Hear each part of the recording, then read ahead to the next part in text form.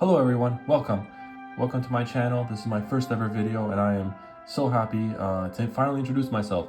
My name is Machi and my favorite monster is the Dark Magician. Now, a little background about myself. I'm somebody who absolutely loves this deck. I love this archetype and it's one of the only reasons why I'm playing Yu-Gi-Oh! At any sort of level. Now, I could sit here and lie to you and say, oh, you know, the 3 Eternal Soul, the 3 Dark Magical Circle, the Dark Magician in its purest form is the best version of itself, but I'd be lying to you. I'm here to be as truthfully and brutally honest with the entire Dark Magician community. I'm here to tell you that that deck actually sucks. It's not going to get you anywhere at a competitive level. If you want to go play with your friends, go play with your friends. I'm here to bring you my take on the best Dark Magician deck in this current format. So without further ado, let's jump into the video. The beautiful thing about this deck is that the deck revolves around the worst card in the deck, and that card is the 2 copies of Dark Magician. This card does absolutely nothing by itself.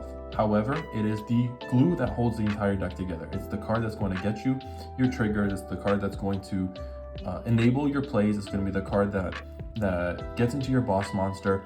It's the card the deck revolves around. That being said, it's the worst card in the deck. If anyone tells you to play 3, they're wrong. I used to play this card at 1. That's how bad this card is.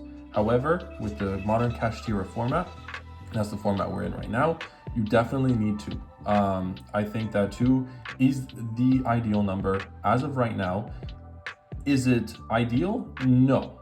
You ideally want to play this card at 1. However, it's the card that, like I said, everything revolves around this card. You're never going to be summoning this card on the field. If you're in a position where you summon this card on the field and attack with it, you're 9 times out of 10 are going to lose that game. And that's obviously not what you want to do with it. That being said, you do need 2. It is a Dark Magician deck. You're going to need your double copies of Dark Magician. That being said, now we have the copies of the best card in the deck. And that card is your triple copies of Magician Souls. This card is everything that a Dream Dark Magician card wants to be. It gets rid of the garnets from the deck, i.e. Dark Magician, Dark Magician Girl. You're not playing Dark Magician Girl in this list. However, with the engine that this deck is fused with, disclaimer, it's not a pure deck because the pure deck is actually not very good. This card actually allowing you to pitch spells and traps to the graveyard to draw more combo pieces, to draw more resources, and advance your game state. This card is a must-have. It's so good. It pitches Dark Magician to the graveyard. It gives you a body on board, allows you to extend with it. It's actually the best card in the deck. On some situations, you're actually summoning Dark Magician with this card to go into further plays. This card is a must-have, 3 of, without any doubt in my mind. Now, most players in their Dark Magician list play this card at 3. I play it, however, at 2, and I've always played it at 2. Maybe not always, but up until a year ago, I played it at 3. I've then switched it to 2. And the reason why I switched it to 2 is because this card does nothing by itself. When you normal summon it, you search your Dark Magician spell or trap card from your deck to your hand. Now, that effect on its own is incredibly beneficial because it essentially, a lot of the spells and traps is what the deck revolves around. It's what the deck wants to do. It's a control deck, right? So the best way to control your opponent is with floodgates. However, you're not playing a very floodgatey style of deck here, right? So you're mainly searching your Dark Magician combo pieces, your Magician Circle, your Eternal Soul, your Soul Servants, and that's great. But because of the numbers we're playing those cards at, and with how searchable this card is, if you see this card at 2 in your hand, it's such a detriment. It sets you back so far in the game that I just can't bring myself to put it to 3. This card is so searchable. 2 is enough. I promise you, if you're playing at 3, if you're playing this card at 3, I highly encourage you to play it at 2. I promise you, when you want to see it, you will see it. If you don't want to see it, at 2 is the perfect number. This card, even at 2, is sometimes so glued to my hand. I don't really want to see this card that much. However, it's an incredibly important piece for the deck. So Magician's Rod at 2, I think, is the perfect number. And the reason why Magician's Rod is at the perfect number at 2 is because now you have 3 copies. You have the 1 Preparation of Rites, and the 2 copies of Illusion of Chaos. This card is the bread and butter of the deck. Remember when I said Magician's Souls is the most important card of the deck? This is the card that gets you to it. This card fixes your hands. This is the card that says you open 5 with Illusion of Chaos and you turn those 5 cards into the perfect hand to play with. That's what this card is for. You're never going to summon it. If you do, you're not summoning it in this deck. You're just not. However, this card is so incredibly efficient in both as a monster and as a hand manipulation card, right? You're going to be fixing your hands with this card. It's going to get you any Dark Magician monster that you need to see. You open up a Souls, you need to see a Rod, bang. Magician Illusion of Chaos will get you there. If you want to see Timaeus, if you want to see Rod, if you want to see Dark Magician himself, sometimes that comes up. This card will get you there, right? So essentially, this is a must-have ratio. In this build, I was playing 3. However, with the way the deck works, you want to thin your deck as much as possible. I would even consider playing 2 Preparation of Rites with 1 Illusion of Chaos. However, sometimes, against bad players, your prep does get ashed and you lose access to the Illusion of Chaos, which isn't ideal, is what it is. That being said, I think 2 for sure is a good number. If 1 gets banished, from cash players now and then, you have another one to fall back on. And ideally, you'd want to play 2 of these with at least 2 preps. However, this deck is pretty tight. There are some cards later on I can tell you to cut for the additional prep. However, at 3, it's worked for me, and I don't think I would change it. Now, to finalize the Dark Magician monster count, we are playing the 1-Eye Timaeus, or Timaeus the United Dragon. We're not playing the spell. Timaeus the United Dragon gets you into your boss monster. It's a polymerization on legs. Is it good? No. However, it's an additional play that gets you to where the deck wants to be, and I think that's incredibly important. It's not a good card, it's a very important card, however, and that's where the monster count is. Dark Magician spell cards, they typically don't do anything on their own. The reason why this deck is so incredibly frustrating to play at its purest form is because a lot of these cards don't do anything by themselves. That being said, 3 copies of Soul Servant is an absolute must in this specific variant. With the way this deck works, it wants to draw an unbelievable amount of cards. Soul Servant, having the ability to stack your deck with any Dark Magician card, allows you to have so much advantage. It allows you to propel yourself so far ahead in the game that a lot of decks, even if they're significantly more meta relevant than the Dark Magician archetype, these cards allow you to propel yourself so much further. And if you don't want to even see a Dark Magician card, for instance, if you don't want to stack a Dark Magician card for whatever reason, awesome. You pitch them off Soul Servant, and essentially Soul Servant, Magician Souls and Soul Servant is a pot of greed, right? You pitch Magician Souls, you pitch your Dark Magician to the grave and special summoning souls. You then activate Soul's effects, pitching Soul Servant to draw 1, and then Soul Servant banishes itself from the grave with Dark Magician in grave to draw you an additional card, right? So these 2 cards, okay, yeah, it's you're going neutral in card advantage. However, you're thinning your deck, and the additional engines in this list will, like I said, propel you so far ahead. And the last 2 Dark Magician cards we're actually going to be playing is the 1 Dark Material Circle and the 1 Eternal Soul. Don't let anyone fool you, these cards suck. If it was up to me, I'd cut them completely. However, there's so many niche instances where they do come up, and Eternal Soul especially is very nice in this deck because you're able to protect it consistently, and that allows you to revive your Dark Magician and have follow-up for next turn consistently, right? And Dark Magical Circle is just another form of interruption. And the great thing about Dark Magical Circle that especially works well in this deck is you're able to see the top 3 cards of your deck.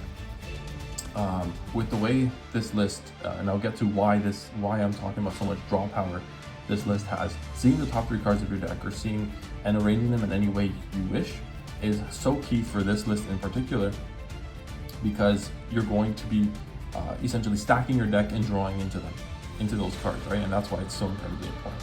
So yeah, that's it for the Dark Magician Spell and Trap card count. A lot of people are going to be surprised. Oh, why isn't there more? It's because these cards suck. The rest of the Dark Magician archetype, it's not good.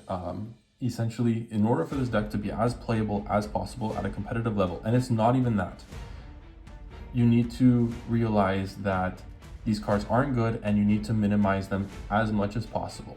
Sure, it may not feel like a Dark Magician deck. However, if you want to win, if you want to say, yes, I took Dark Magician and I played it at a competitive level and I've had relatively decent success with it, this is what you're going to need to do. It's the hard truth. The best card in the deck, Red Eyes Dark Dragoon. I'm not jumping forward to the fusion, to the extra deck slots just yet. However, this is an important point. This is an important point in the deck. The best card in this deck is Red Eyes Dark Dragoon. It's the best card in most decks, funny enough, and it's a Dark Magician card. Now, what is the easiest way to get Red Eyes Dark Dragoon onto the board? Most players will argue that it's Red Eyes Fusion. Most players, or some players, will argue that it's Branded Fusion. Some players will say Eye of Timaeus. Those players are wrong. In my opinion, not professional, but in my opinion, I think Red Eyes Fusion is the best way to get to Red Eyes Dark Dragoon. That being said, in this list, we are playing the Branded Fusion engine. Now, it's very small. We're not playing any Olubers, we're not playing any branded openings, none of that. No Mercuriors, nothing. We're playing the 3 copies of Branded Fusion and the 2 copies of the Fallen Albas. I think that's all you need. These cards are a substitute for Red Eyes Fusion. It's the cards that are going to get Red Eyes Dark Dragoon into the graveyard. And the reason why I have Branded Fusion is because there are other monsters that are going to be in play, especially fusion monsters, that you're going to want to get onto the field and remove off the field. And Branded Fusion does that so incredibly well, and it advances your game state so much more. A lot of players will say Red Eyes Fusion is better, and to those players, I 100% agree. Red Eyes Fusion is the better card. It loses to less, it loses only to Ash Blossom. However, in this deck, you can't. It's not enough to just end on Red Eyes Dark Dragoon and pass. So the reason why Branded Fusion is, in my opinion, the superior card in this list is because it helps you advance your game state. It helps you get into positions that are a lot more sustainable and allows for more follow-up later on in the match. With Red Eyes Fusion, that card loses to Ash, and a lot of people don't see this side of it, but it loses to a Kaiju, and Kaijus are very prevalent in today's format. It's a very strong card, and it is outable. And I think if you're putting all your eggs in the Red Eyes Fusion basket, although it's very safe and it's very effective, however, I feel like once you're punished, you're losing that game. And for that reason, I am opting to go with the Branded Fusion deck. Now that the Dark Magician core is out of the way, normally these next half the deck is reserved for your staples. You know, your meta-relevant cards that are going to push you over the top, and give you an edge over your opponent, and help Dark Magician become viable. In this situation, we are running Runics. Yes, Runic Dark Magician. The biggest inspiration of this deck came from Naturia Runic, which is an incredibly powerful deck in the format. And believe it or not, Dragoon, with these 17 cards, is actually very competitively viable. You know, you have constant interruptions. The deck seriously lacks going second, and inherently, these Runic cards are all inherently going second cards, right? And believe it or not, it does have tremendous synergy.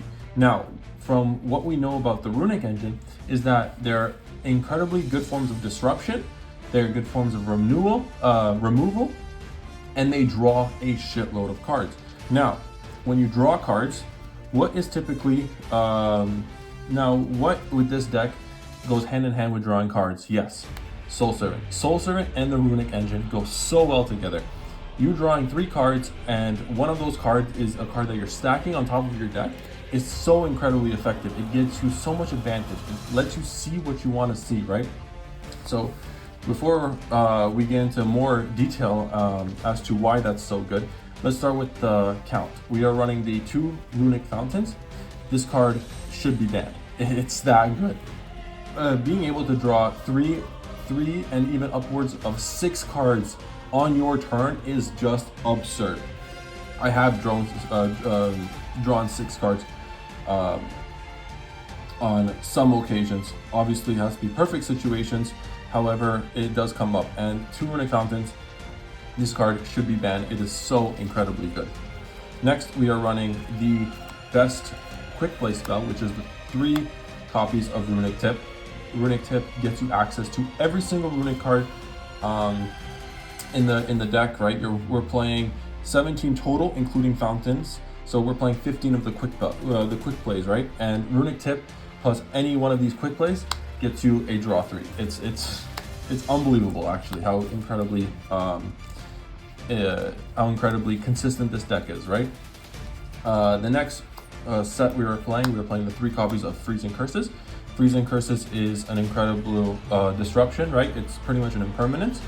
But however, another great thing about these Runic cards is that they also diminish your opponent's resources, right? By banishing cards on the top of their deck. The next card we're playing is the 3 copies of Runic Destruction, which is a monster removal. And then, the destruction is the spell removal. Then we are playing the monster removal, which is the Flashing Fire. And those are pretty much the standard, right? We're playing the three copies of each of these. Fire, Destruction, Curses, and Tip. Like, these are pretty common amongst all your runic variants, right? However, where they vary is I play 2 copies of Runic Slumber, which is my these are like the flex spots, right? I play the 2 Runic Slumber and the 1 Dispelling. These 3 can actually be anything. It all comes down to preference. I personally love this ratio of runic spells and traps, and I think that the deck Dark Magician as a core seriously struggles going second, and with these runic cards it really helps that. It helps you control the pace of the game, right? At its foundation, with Eternal Soul and Circle, Dark Magician is a control deck, right? And with these runic cards, Runic is also a very control-heavy archetype, right? You're constantly dictating the pace of the game. And when you pair up these runic cards with a card like Dragoon, it's so incredibly hard to lose, right? If you're drawing, Dragoon is incredibly effective when it has its discards, right? And a major flaw in Dark Magician is that it requires a lot of discards, especially with Branded Fusion. You know, in order to even have a chance of resolving Dragoon, you're discarding a card. If you're going through the Dark Magician line of play, the Dark Magician engine with Souls and Rod, you're using 3 cards to get into your Dragoon, which significantly limits the resources you have in hand to really work with, right? And Dragoon with plus a discard, you're leaving yourself with 2 cards in hand on a good situation, right? So when you leave yourself with 2 cards in hand, it's really difficult to play through that, right? So the Runic engine, being able to draw and replenish those discards and those resources while applying pressure to your opponent is incredibly effective, right? And most players will say, okay, you don't have a battle phase. Well, the counter I have with that is that you don't need one, right? You're diminishing your opponent's resources up until a point where they have very little to play with. And then you have a boss monster as powerful as Dragoon that not only burns, right? Although you don't have a battle phase, you still can do burn damage. And 2, Dragoon is more than capable of cleaning up any mess left in your opponent's deck, right? So I think that's why this Runic engine is incredibly efficient with Dark Magician, and it has seen significant amounts of success to warrant a potential hit on the ban list, right? And if an engine is good enough to be played in any deck, I think it's silly not to play. I think Dark Magician is at its, like, although it has a lot of cards, the good ones that are worth playing is relatively small. And when you have a small engine that's capable of making Dragoon or Dragoon Turbo or doing its own thing and having a significant amount of deck space to facilitate an engine like Runic, I think it's a must. So yeah, I think Runic and Dark Magician do have some sort of synergy. I think as a control variant, it's a very effective option, and it's actually given me the most success in this recent format. That leads the deck count to 38, right? So essentially, you could play whatever you want here. These are your flex spots. I've actually played 41 deck count. I know that's not ideal. However, it is when your last 3 cards are evenly matched. Now, these 3 can be anything you want. You could want to play Judgments, you want to play Dark Rulers, Super Poly, Kaijus, Ash, Imperm, whatever you want. These 3 can be anything, completely preference. I think evenly matched is such a crazy blowout. You don't have a battle phase anyways with this deck, right? So if you're going second, evenly match is fantastic for that. It just gets rid of so much problems on the board, leaving your opponent with very little resources. Like, okay, Natura Runic has the ability to stop spells and things like that, but evenly match plays around that very well. I think another incredible option for this slot is Dark Ruler No More. So, like I said, ideally this is 40 cards. I play 41. I think you should be playing 40. I'm still testing on what Runic card I do want to cut, or what Dark Magician card I wish to cut. Maybe potentially one of the Fallen of Albazes to cut it down to 40. I think 41 is, however, a very good option for the deck. So yeah, that is the main deck, and now we'll head on to the extra deck. Starting with the extra deck, you have, of course, the best card in your deck, Red Eyes Dark Dragoon. Everything revolves around this card. Dragoon plus Runic cards. If you can facilitate the endless drawing with a Dragoon on board, potentially get a second one on board, it's very difficult for your opponent to get through that, unless, you know, they open up their Kaiju, in which case, in most DM lists, if you get hit with a Kaiju, you're losing that game anyways, right? At least with the Runic card, it does have some sort of follow-up, some sort of ability to counter and fight back in that match, right? Next, we're going with the 2 copies of Albion, 2 copies of Lubellion, and then 1 copy of Mirajade. Now, these here are the branded package, right? You're mostly going into Lubellion. Albion is fantastic when you pair it. The reason why you play Albion is to get your Runic monsters off the board, which allows your Runic spells to continue to special summon your monsters. And I'll do a test hand to show you exactly how that works after the video. So this is it for your pseudo Dark Magician cards and branded cards, right? Now we're going into the Runic cards of the deck, right? We are playing Hugin, a must of 2 of, 1 Moonin, and 1 Gary. Now, originally I was playing 2 Garys. However, Cosmic Cyclone is a card, and Moonin is incredibly crazy for that. Also, Moonin helps you win in time. This deck does struggle to win in time, and that's why I'm not going to go into my side deck. However, my side deck has some very interesting and silly techs, and I'll get into it with one of the Link monsters I'm playing. So this deck does, when you do get pushed into time because you don't have a battle phase, sometimes Dragoon Burn isn't enough, right? If you're on AK, Moonin is incredibly good for that. A lot of people don't read its second effect or end phase effect, right? So this won me some interesting games, to say the least. So that's it for the Runic monster count. I think that's all you need. Now for the Link package, we are going to play the 1 Link Spider, right? This is the win in time card, right? In the side deck, I was actually playing Magic Formula, so it's actually a very silly tech, right? You special summon your Dark Magician, Rod would search your Magic Formula, or Soul Servant would search your Magic Formula. You equip Magic Formula to your Dark Magician, and you link it off into Link Spider, and you essentially win in time like that. Next, we're playing the Dark Charmer, 1 Selene. This card is so stupid in this deck, and then the 1 copy of Access Code. If you're not too worried about time, I think cutting Link Spider for a Selene or a Blackluster Soldier would be ideal. So this can be kind of anything you want it to be, but these 3 I think are a must, right? If you don't activate your Runic spells and you need to push for game, Access Code is incredibly good for that, right? Rod and Souls is a Access Code if they have a Dark Engrave, so I think that's a must. Now, I won't really go into my side because the side deck really depends on what format you're playing, how your locals is, so that's not really too important. One disclaimer I do want to talk about is why I'm not playing Dark Magician the Dragon Knight. With the way the branded engine works, this card's actually relatively easier to bring out now, And the main idea of this card is to protect these two. That being said, this card does exactly the same thing as this card. And this card, however, has significantly more versatility than this card.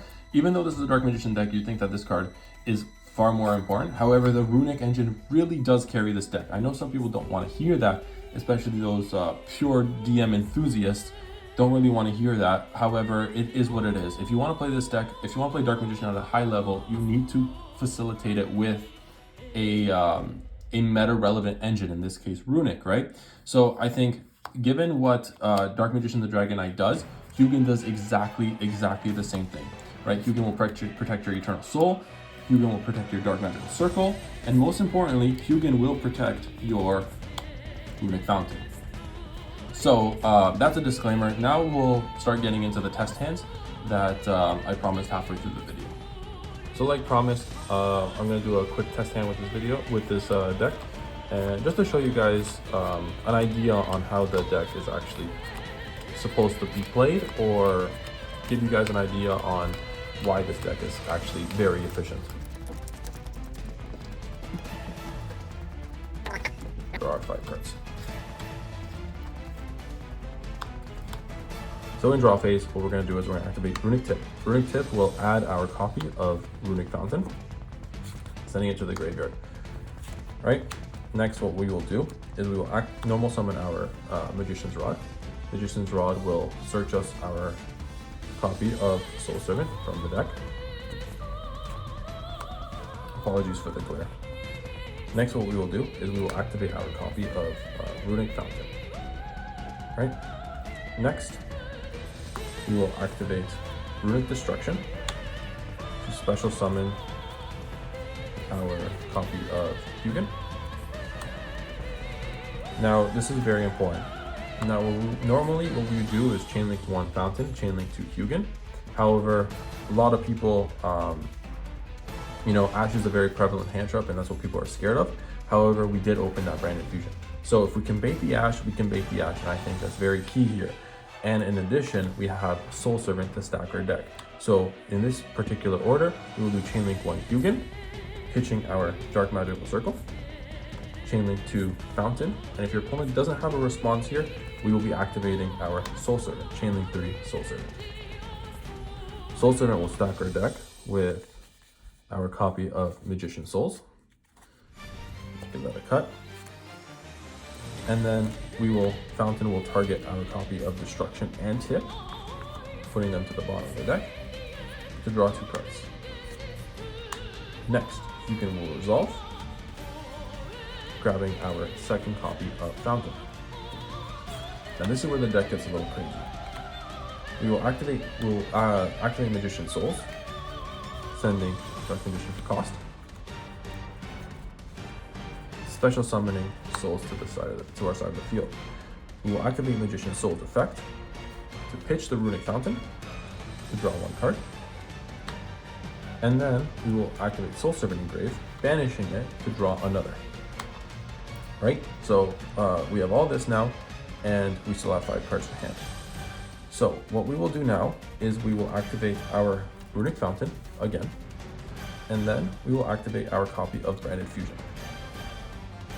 Branded Fusion will then send our copy of Fallen of Albaz to the graveyard and our copy of Hugin. This frees up our extra monster zone for freezing curses to special summon another Runic monster. But sending those 2 will get us our copy of Albion. Albion will trigger, we will banish our Dark Magician and our Fallen of Albaz for a copy of Lubellion. Now, here's where you have a decision to be made, right? Lubellion, we could pitch our Runic Tip, right, for an extra draw this turn. However, I think Runic Tip being the most important Runic card, I think we will just pitch our copy of Magician Souls, right? And we'll pitch our copy of Magician Souls, keeping Runic Tip in hand for the draw 2 to potentially 3 next turn. So because we pitch Magician Souls, we will then shuffle back our copy of Dark Magician and our Albion, right, into the extra deck and the main deck to summon our copy of Dragoon. Right, so when I remove Dark Magician, here you'd probably want to remove like Magician Souls or Magician's Rod, because these are essentially dead bodies. However, bodies are bodies. If they're on the field, they're not doing anything. They're doing less on the field. They're doing more on the field than they are in the banish zone. So it doesn't really matter. You can keep them, you can banish them. It's all card management, right? At the end of the day, I think bodies apply some sort of pressure. Some may not look at it like that because, Lava Golem Sphere Mode is on a card, but at the end of the day, you're ending with more than 3 monsters anyways. So that's that. And before the end, so now you have your Dragoon, you have your Tip, your Freezing Curses. What we're gonna do is we're gonna activate Freezing Curses, special summoning your Gary, right? Gary will activate as, Runic Fountain will activate as Chain Link 1. Gary will activate as Chain Link 2, adding your Fountain back to hand. So we'll get that cut. And then Fountain will target your Freezing Curses, putting it to the bottom of the deck. And then you draw 1 card. So here we have Illusion of Chaos in hand. What we can do is if we, I'll probably keep it because I don't want to stack my deck for the next turn. I think Tip is gonna be more than enough next turn. So this is where you'd kind of pass your turn, right? On your opponent's turn, you would activate your Runic Tip to add whatever Runic card you need. In most cases, I think either Curses or Flashing Fire are the 2 best Runic cards to add. So let's say in this instance, we will be adding our Flashing Fire, right? Put that to the whatever. And then on your opponent's turn, so Tip to add, right? You already have 1 Runic name engraved. And then at any point you have 2 more cards for Dragoon Negate. You'd ideally probably want Illusion of Chaos as your Dragoon Negate. And then you have Flashing Fire, which is a monster destruction. But not only that, once you activate that Flashing Fire, your Fountain will trigger, targeting these 2, putting them to the bottom of the deck, and then you drawing an additional 2 cards. Now these 2 cards were dead, but let's say you drew into more Runic cards. And that's just infinite disruptions on your opponent's turn, right? So in theory, I think this deck has significant potential for a Dark Magician deck. I think it's going to be the best version of the deck, the best way the deck does want to play. That being said, I think it still needs a lot of work. However, it's probably the most fun I've had in a long time playing the deck. Dark Magician, that is. It's the most fun I've had playing. I think its ceiling is incredibly high. And yeah, so feel free to take this deck for a few runs at locals or online games or whatever the case may be. Take it for a few spins. Let me know what you guys think. If there's any changes, please let me know. I look forward to hearing what you guys have to say. And with that, I'd like to thank you for joining me on my first ever video, and I hope you have a wonderful day.